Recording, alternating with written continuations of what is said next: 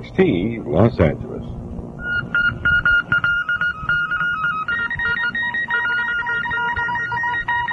It's a minute and a half past 1 a.m. on this first day of January, first day of the year, 1976. Good morning, I'm Charlie Dugdale with the late edition of Channel 2 News, the first late edition of 1976. First, this bulletin from Beirut. A Lebanese jetliner carrying 80 persons crashed in the desert between Saudi Arabia and Kuwait. The report comes from Middle East Airlines in Beirut. No immediate word on casualties. An airline spokesman says the Boeing 707 was on a flight to Dubai and Muscat from Beirut, carrying 65 passengers and a crew of 15 when radio contact with it was lost. He adds a Saudi official's report finding the wreckage shortly after dawn. They gave no indication how many, if any, of those aboard were killed. He says the Kuwaitis and Saudis now are sending choppers to the area on rescue operations. Pasadena police officials now estimate that more than 250,000 people are shivering along Colorado Boulevard. Haven't had a drop, folks, honest. The main route of the 87th Annual Tournament of Roses Parade. It's pretty hard to tell because the people are pretty well camouflaged by blankets, sleeping bags, and makeshift tents. Many have started barbecue fires and songs wafted along the street. Those are quivering songs, I'm sure. President Ford held one of the strangest yet of his news gatherings Wednesday, with a number of senior correspondents invited in for a briefing and a question and answer period. Microphones were not allowed. Robert Pierpoint reports. Seated before a crackling fire, the president told us he's going to run on his record right through the primaries and through the Republican convention. Believes he can beat Ronald Reagan and predicts he will also win the presidency over the man he thinks the Democrats will nominate, Hubert Humphrey. Mr. Ford said his record shows that he has cut inflation in half since taking office and has reduced unemployment, which is still too high but on the way down. Conceding a setback on foreign policy in Southeast Asia this past year, President Ford nevertheless said he thought most of America's allies believe the United States is going to be a firm partner. Asked why the polls do not seem to reflect a successful record to run on, President Ford explained that he had made some tough decisions in the past year, which, as he put it, inevitably antagonizes individuals. But he added that in the long run, people will see the correctness of his judgments. And he predicted, I think you will see a change in public sentiment. Asked about some public charges that he is not capable of filling the office of the presidency, Mr. Ford said he thinks the public record disputes this. Then he added, rather poignantly, some of the things you read or hear or see, it kind of hurts your pride a little bit because you know it isn't true. President Ford went on to say that if you have a sense of humor and keep your composure, things work out pretty well. I have, the president declared, complete and total confidence in my own capabilities. Robert Pierpoint, CBS News at the White House. New York police have one clue to that tragic LaGuardia bombing, and Europe's airports are under the tightest security. Those stories after a break. Again, the news. New York police said Wednesday they are looking for a woman who told officers she overheard two men at LaGuardia Airport discussing a bomb just before the blast that killed 11 and injured 75. But that's the only clue that's been turned up so far. Gerald Harrington has more on that story. For the most part, it was business as usual at LaGuardia today. Security was a bit tighter. Skycaps were making sure that all bags checked at the curb were checked by ticketed passengers. Public lockers, similar to the ones authorities believe were used to hide Monday's bomb, remained locked. Workmen in the badly damaged TWA terminal continued their cleanup and repair. Airlines reported normal operations, and few passengers noticed that anything had changed. I expected a great deal more security and evidence. I didn't see anything different from the other day. Oh, I figured if something happened once, it's not going to happen again at the same place. In a nearby hangar, investigators are continuing their search for clues, sifting and scratching through the rubble. Pieces of a timing device that could have been a part of a bomb were found this morning, but police now say they're not sure. That we can believe that this is a time device. Of course, we're coming up with partial portions of watch, but then, of course, from the victims themselves, we have watches and wristwatches and so forth, so that finding a watch or parts of a watch in itself is not the final word. Investigators say they have no suspects and few leads, but they are looking for a woman who called the police emergency number 40 minutes after the explosion to ask why the airport had not been evacuated. The woman said she overheard two men admit to planning the bomb at LaGuardia and that she had called police immediately after. Police say they have no record of the first warning call. Gerald Harrington, CBS News, New York. The major airports of Europe have been hit repeatedly by terrorist attacks and bomb blasts, and various security measures have been installed to combat further violence. CBS News has undertaken a roundup of 3 of those airports, the ones in Rome, London, and Paris. Winston Burdett reports first from Rome.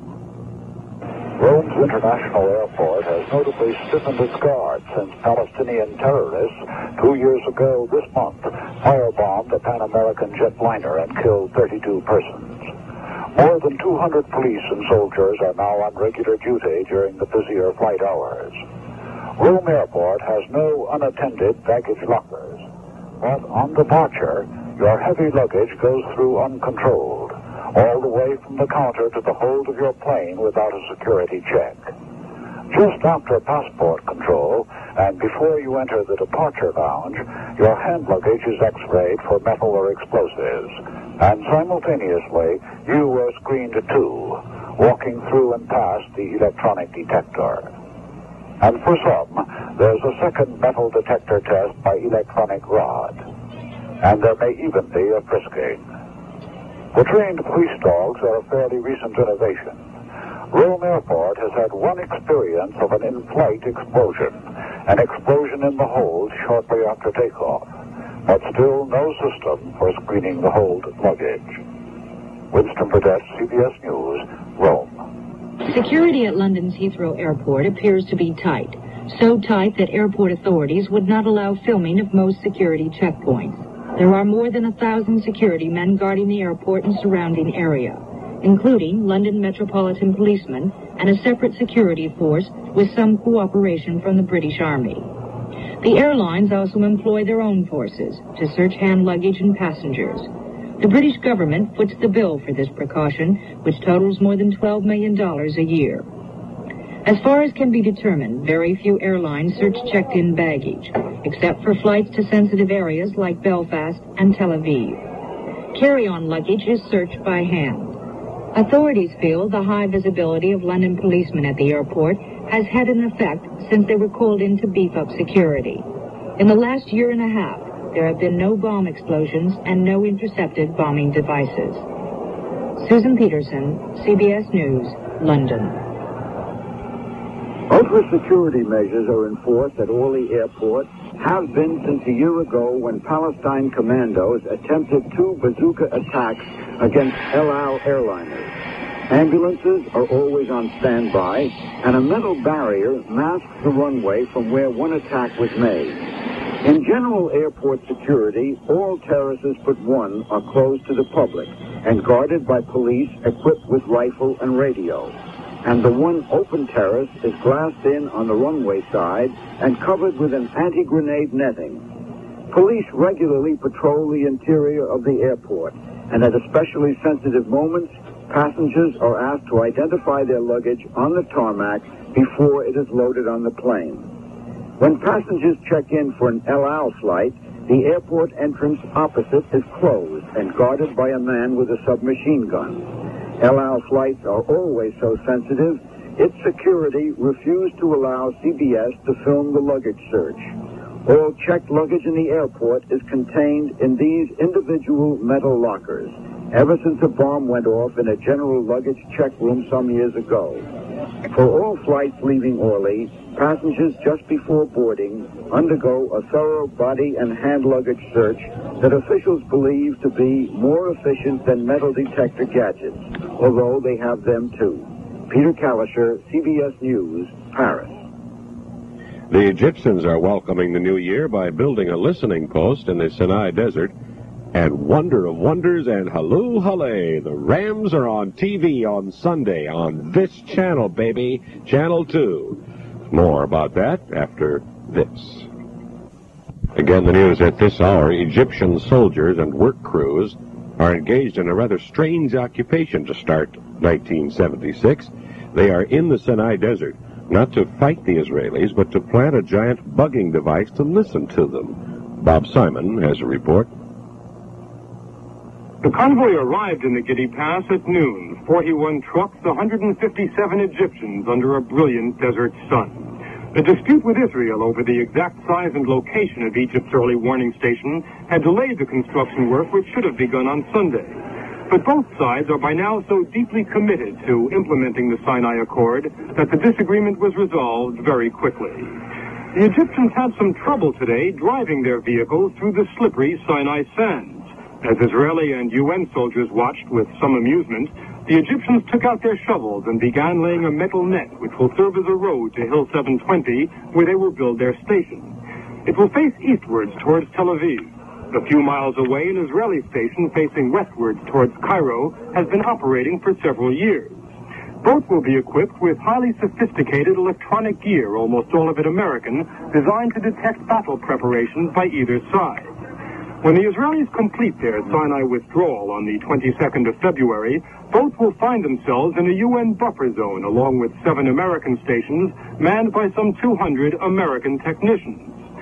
So for the first time since 1967, the Egyptians will be occupying a position in the Giddy Pass, and because of the agreement now being implemented, they'll be sitting by radar screens instead of guns. Bob Simon, CBS News, in the Sinai. The Los Angeles Rams announced Wednesday evening that a block purchase of about $35,000 worth of tickets by the Southern California Ford Dealers Association has made the Sunday Rams-Cowboys game a sellout, so it will be televised locally. Pre-game action starts at 12:30 and kickoff is 1 p.m. That's 1 p.m. this Sunday afternoon right here on good old KNXT Channel 2. The tickets will be distributed free to charitable groups. In hockey, Pittsburgh wiped out Los Angeles 5-1 tonight, and in football, Alabama beat Penn State 13-6. Well, Bear Bryant without a hat there. Said you should wear it inside, and it was inside. Oh my, the weather. Well, to you folks out there along Colorado Boulevard, you know it's cold. It's got to be in the upper 30s at the moment. Bob Ferris is really doing me dirt here. Listen to what he's written. Now, this quote, "To you young ladies watching on your little portable television sets along the Rose Parade route in Pasadena, if you need another blanket, I'll be glad to bring you one." I'm still quoting now. "You might be interested in knowing the mercury has now dropped into the high 30s, and you're right, that is a cold wind blowing. So with the chill factor, it's probably down around 15 degrees. Does that make you any warmer? It'll only get up to about 55 today for the game. But stop shivering, be right over with that blanket. Don't you believe it? I don't care what Bob Ferris wrote, and I don't care if this is my last newscast at this hour. I'm still not going to be over there with that blanket. I got a nice warm bed and wife waiting for me at home. I should go over there and say, no way, going to watch the parade. As a matter of fact, we'll have coverage of the Rose Parade starting tomorrow morning at 8:30. Good old Bob Barker, Tony Orlando, a lot of other folks will be there. Right here on Channel 2, it'll start at 8:30. Now, as I said before, this is my last newscast in this period. I'm changing shifts. I'm not leaving the station. I haven't sassed anybody. I'm not getting fired or anything like that. But I will be working other shifts, and it won't include this one. Ted Kenworthy will be here normally, and then Johnny Condon will be sitting in on Ted's nights off. You know what this is? That was 1975, folks. That was a page from the calendar is what it was. And I'd like to thank all of you for the lovely letters that I've received out of nowhere. I really appreciate it. It's very nice. And I hope that you all have the very merriest of New Year's, and prosperous and healthy, so that you can sit and watch Channel 2 and just enjoy the best in television ever, right? I'm Charlie Dugdale, wishing you a very, very happy New Year. Good night.